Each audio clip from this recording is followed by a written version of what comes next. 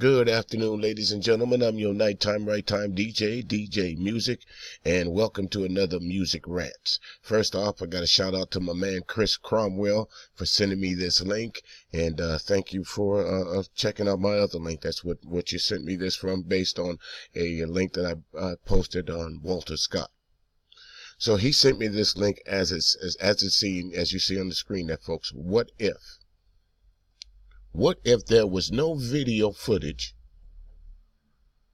to back up the claim that Walter Scott was running away from the policeman when he was shot in the back? What if we only got the policeman's report on the initial report that the policeman gave that shot Walter Scott, said that he and Walter Scott was in a scuffle. Walter Scott tried to take his taser from him, which in turn he feared for his life, so he shot Walter Scott. Now, going by that, we would have had no other way of not believing this police officer. Now, here's the 6 degrees of separation to why he sent this to me. And again, Chris, I do appreciate this. Now, as I said in the video, that my brother and I, we own a landscaping operation here in South Carolina.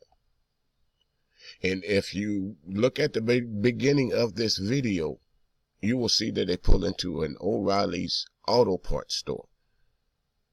That fence that this particular person is videotaping with his cell phone through that fence, 6 months prior to that, it was covered with thatch, overgrowth, vines, weeds, and everything else. It took us about 4 days to completely clear that fence off.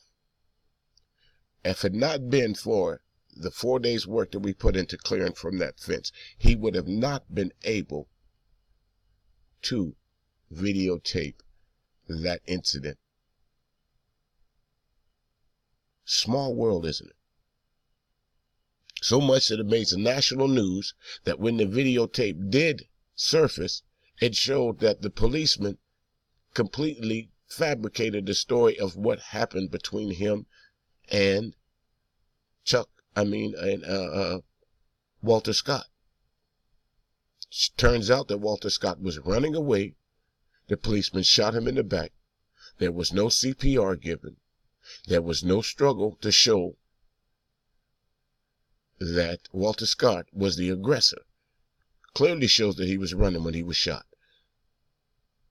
Clearly shows that there was enough distance between him and the officer that there was no need to shoot him. And it had not been for that fence being cleared off and that person that recorded that video being in the right place at the right time, this is the narrative that we would have gotten, folks. And this is Chuck Todd from NBC's Meet the Press. Here we go. Welcome back. The videotaped shooting of a South Carolina man by a police officer has intensified the calls for police officers to wear body cameras at all times. This morning, we want to take a look at the significance of recording encounters with the police in a way you haven't seen before.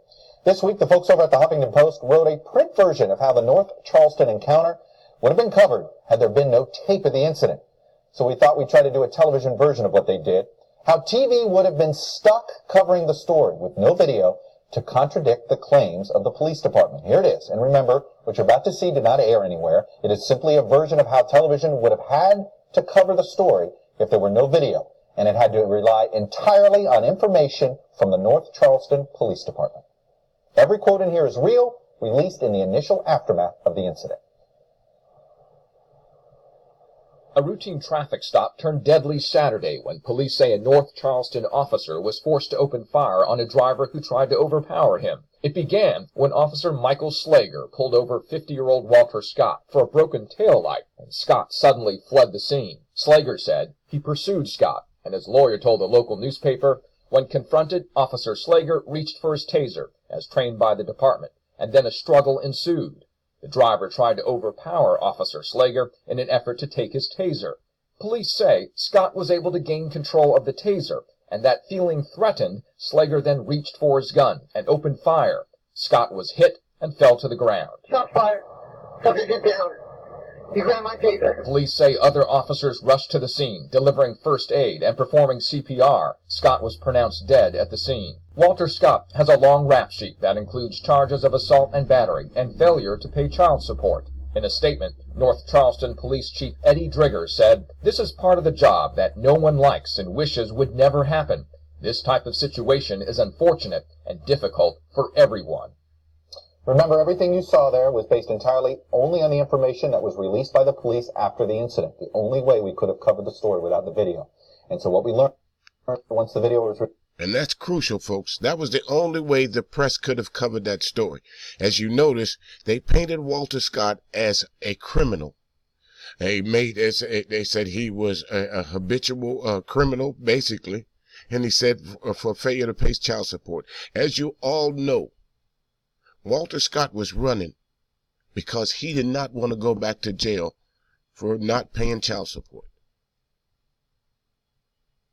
Whether right, wrong, or indifferent of whatever crimes he committed before this incident, it did not give that police officer to go out, pull his revolver, and play judge, jury, and executioner to a man that was running because he didn't want to go back to jail. None of the story that we would have gotten from that officer was correct. And that's without that video, folks. That's how it would have been reported. It would have just went down as another justified shooting by the North Charleston Police Department. So imagine this. Before video, how many brown, black, white, red, yellow men, women, and children have been killed by the policemen just based on what the policeman said they encountered. No follow-up information other than it was a justifiable shooting. Let's finish the rest of this. released, of course, was a very different story. Walter Scott was running away when he was shot. He was shot in the back. That no CPR was performed, and it actually isn't clear at all that Walter Scott grabbed the officer's taser. Let me bring in the panel. Mary Blake, you obviously mayor of a big city. You run a police. You're in charge of a police department here.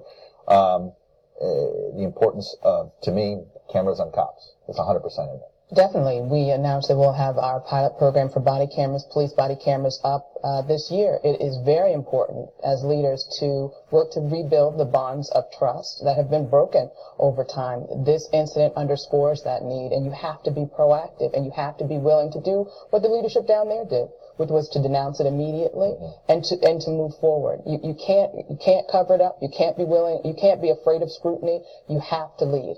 You know, Hugh Rialto, there's been a study of the pilot programs where there have been cameras on cops, and where there have been body cameras, the number of complaints against officers down 88%, and the decline in police use of force down 60%. I think we know the solution.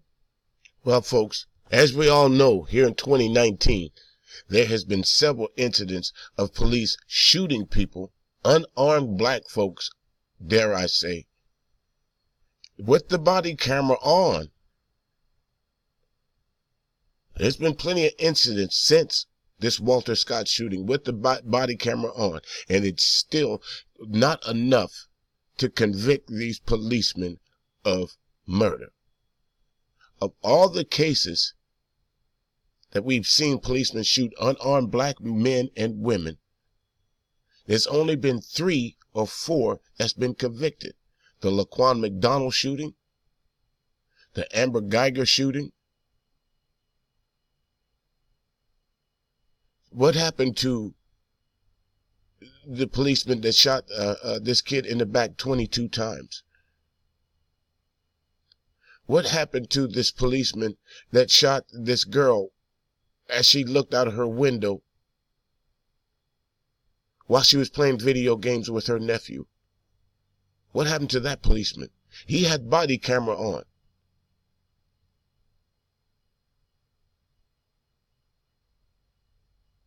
There was a recent shooting here just today, folks, of a man in a church. He got the surprise of his life yesterday, I should say, Those folks were packing in the church, and that's a damn shame that you got to go to church now prepared to kill somebody in the place of worship.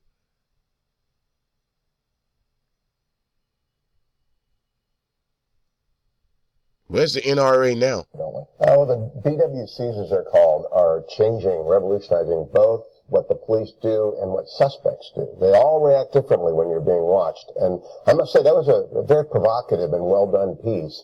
And it does present to you why this video makes so much sense. On the front page of the Washington Post today, they have gone back 10 years. There are 54 prosecutions of police who shot people, only 11 convictions. Some are still pending. And you wonder if BWCs had been available, whether those numbers would be different.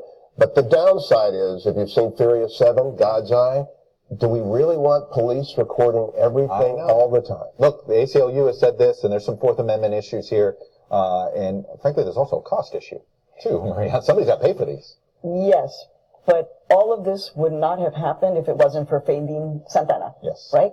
Who's an immigrant from the Dominican Republic, that most people are like, where's the Dominican Republic? You know, the majority of Latinos actually... Well, a lot of baseball fans know where the Dominican is. True, but across the country, so 64% of Latinos, Mexican, the United States has 3.1% of Dominicans. But here's this young man who said, I wanted them to know that they weren't alone. Right. He's recording the whole thing, and of course, when he goes to offer it to the police department, they dismiss him like, who's this probably black immigrant with an accent? What could he possibly know? And that motivates him to go to the next step. He's being hailed among some Dominican immigrants as an American patriot, as somebody who has changed the discourse, because as journalists, we depend on facts. Right. And when the police department says these are the facts, And you trust a police department. you're trusting them. We have to. You know, David, I can't help but wonder, do you think that I wonder if there's a difference in how suburban police forces, smaller, not as much scrutiny, not as much funding, hire their police officers versus how big cities, who have we know this, because the big cities right now look like, their police departments look like the communities they police. The suburban ones don't. And where are we having the trouble? Yeah. First on your report, well, I started my career as a police reporter at a place called the City News Bureau of Chicago. And our slogan was, if your mom tells you she loves you, check it out. Yes. And that's what That's a lesson. Hopefully have done in this case. I do think it's hard to know. I do know the police, when I was covering them in a big city like Chicago, when they do something bad, they cover it up.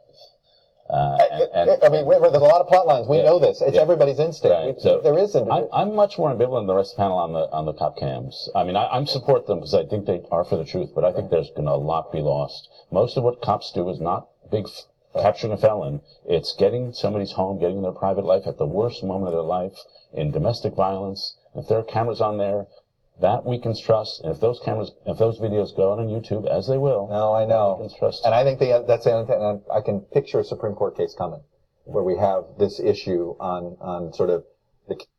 Well, you know, folks, there's always a downside to everything. Now, to me, if the police have to be called to your house in a domestic capacity because you out there beating the shit out of your wife, or your wife is beating the shit out of you, or you're molested your child or whatever, then you brought the police to your house. So let's not use that as an excuse. The police don't show up at your house sometimes just because just for the hell of it.